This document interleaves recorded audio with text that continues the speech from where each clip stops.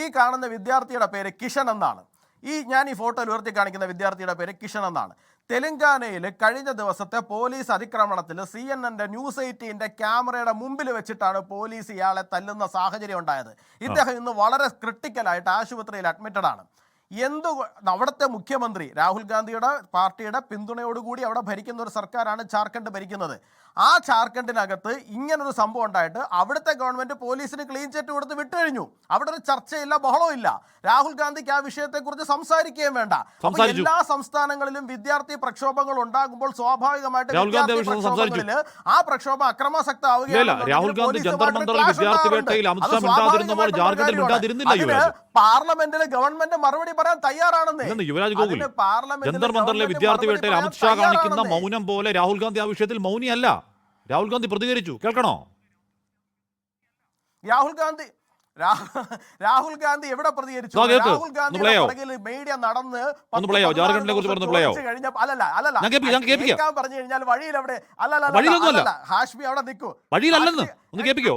ഞാൻ കേട്ടതാണ്, അത് ഞാൻ കേട്ടതാണ്. Question was never that Mr. Amit Shah is going to come and give a speech on some general topics. The other thing I'd like to point out is the character of the Prime Minister and the Home Minister. For 15 days, neither of them has had the courage, and I'm saying courage and stressing courage, neither of them has had the courage to come to the house. Neither of them. Jharkhand ke chhatron ke liye mera message clear hai. We condemn any violence against peacefully protesting students. Does not matter where it is happening, we condemn it, we are against it. We do not recommend it, we do not support it. We are very clear, कोई confusion नहीं हमारे mind में. तो peaceful जब तक protest हो रहा है तब उस प्रोटेस्ट को हिंसा से अटैक करना उसके खिलाफ है. യുവരാജ, അത് വളരെ കൃത്യമാണ്.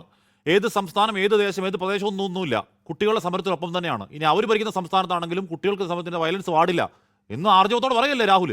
ഒരു വാക്ക് അമിത്ഷാ പറഞ്ഞോ യുവരാജ്? വിദ്യാർത്ഥികൾക്ക് നേരെ നടത്തി ഈ വൃത്തികേട്, ഈ നരനായാട്ട്, ഇത് നിർത്തണമായിരുന്നു ഒരു വാക്ക് പറഞ്ഞോ അമിത്ഷാ? അമിത്ഷാ എന്തിനു പറയണം? ഗവൺമെന്റിന്റെ ഭാഗത്തുനിന്ന് പറഞ്ഞിട്ടുണ്ടല്ലോ, വിദ്യാർത്ഥികൾക്ക് നേരെ അങ്ങനെ ഒരു വിഷയം ഉണ്ടായിട്ടുണ്ട് എന്നുണ്ടെങ്കിൽ ഗവൺമെന്റ് അതിനോടൊപ്പം അല്ല എന്നുള്ള കാര്യത്തെ കുറിച്ച് പറഞ്ഞിട്ടുണ്ട്. ഇനി ഇന്ന വ്യക്തിയുടെ നിങ്ങൾ മറുപടി വാങ്ങൂ എന്ന് പറയാൻ വേണ്ടി ഡൽഹി പോലീസ് നടപടി വൃത്തികേടാണെന്ന് ആര് പറഞ്ഞു യുവരാജ്? സംബന്ധിച്ചിടത്തോളം പെൺകുട്ടികളുടെ സ്വകാര്യ ഭാഗത്ത് ലാത്തിയിട്ട് കുത്തിയ ആ വൃത്തികേട്, അത് വൃത്തികേടെന്ന് ആര് പറഞ്ഞു?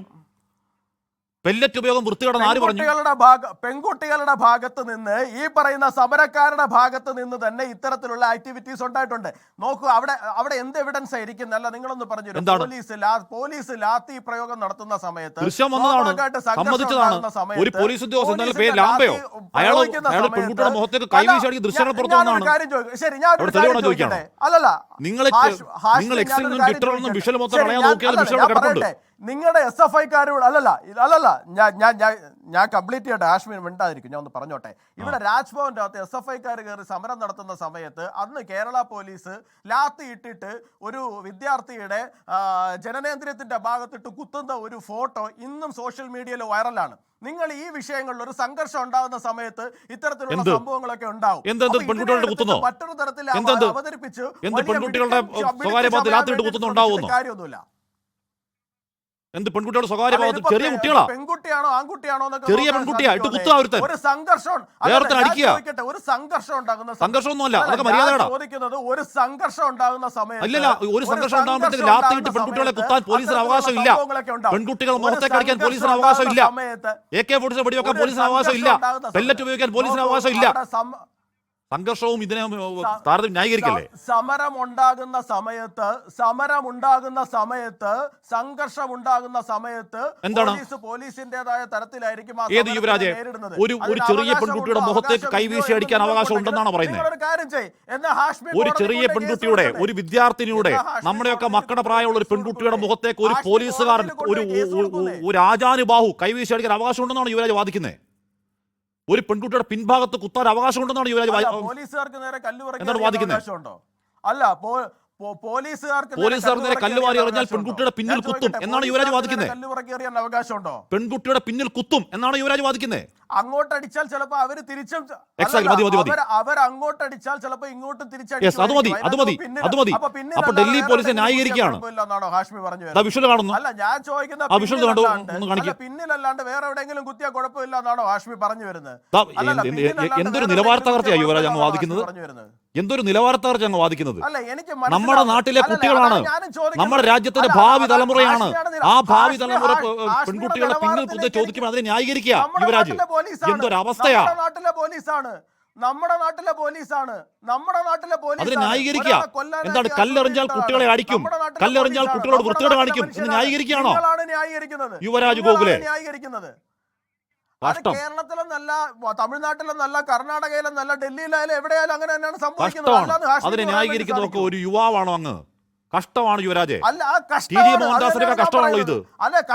ഇത് ടി ജി മോഹൻദാസിന്റെ കഷ്ടമാണല്ലോ യുവരാജ് എന്ന് വാദിക്കുന്നത്. അല്ല ആയിക്കോട്ടെ, എനിക്കൊരു പ്രശ്നമില്ല.